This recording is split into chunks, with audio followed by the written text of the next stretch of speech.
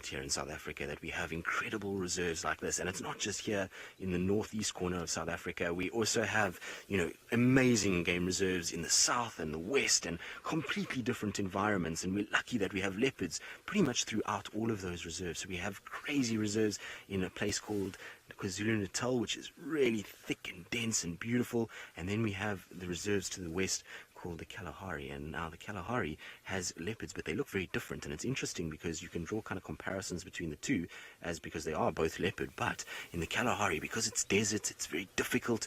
They don't have the ability to hunt nearly as much as they do here, and so the leopards here are much larger. We have a situation where our females are the size of the male leopards pretty much in the Kalahari, which is pretty crazy. Look at this, guys. How amazing is this? Hey, little one, are you not sure about us? Now, Kuchava, you're going to lie down right there. What a girl. She's going to lie right there. Hopefully this little one is going to come and suckle from her right at the junction of these roads and be out in the open. This is so cool. Hello, beautiful girl. Well done. And she's done really well. Remember, she's a first-time mom. She's never, ever had a cub before. And to have been raising a cub in this male-rich environment that we're in at the moment is no mean feat. She's done exceptionally well to be able to keep this cub alive. And she seems to be a really good mother, just like her mom and her grandmother. So she seems to have gotten that trait where she's learned very well. There comes the little one. The little one's coming slowly.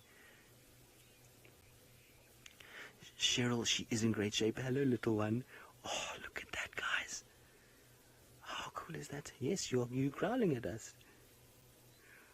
Guys, that is as good as it gets. You can't get any better than that at all. Now, it is just phenomenal. That is as good as it gets. You see, it's still not 100% sure. It's like, Mom, why are we lying right out in the open where there's people that are watching us? I'm not sure about this, but she's going to try and kind of get groomed, and maybe she'll even suckle there. But this is important, like I say, because if Mom is doing this, then we're in a situation where she's learning that we are not a threat to her in any sort of way, shape or form, and that she can then kind of relax and learn that we're not a threat, which is important going forward, because she theoretically, given that she is could be a female leopard, might end up staying here. So when you have female leopards, they will actually stay quite close to where their mom's territory is. If it's a male leopard, then it's a little bit different. Then you'll have a situation where it might disperse. So it's important, though, that we put in a bit of time now and make sure that we kind of get this leopard to feel relaxed around us.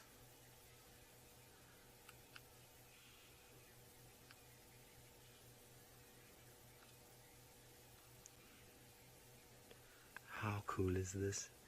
She looks so regal, just sitting right next to the road. Now, hopefully, like I say, little one will come back out again. I'm sure it will. It's just kind of wondering about us a little bit and probably thinking to itself, well, I would rather kind of hide away, and only if Mom calls me am I going to come out. How amazing, guys.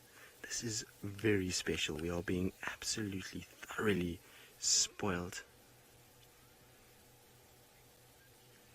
This is so cool.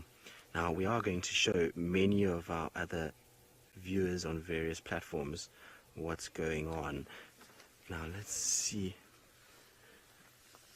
Leopard girl, I suppose leopards can get deformities when born, but what happens is generally any animal out here, unfortunately, that has some sort of deformity is going to get into a situation where it's going to, unfortunately, be killed. So things like hyenas, other leopards, lions, will often come into that area and cause a bit of trouble. So, it's difficult. They sometimes, even though you would think that the mother will try care for it, sometimes even the moms will just leave them and not even look after them anymore. So it's one of those kind of situations where generally things here that are not in the strongest health don't survive. And that means not even sometimes a deformity. Sometimes it's just a situation where a leopard just isn't kind of able to deal with it, and the strongest bloodlines then don't go forward. Now,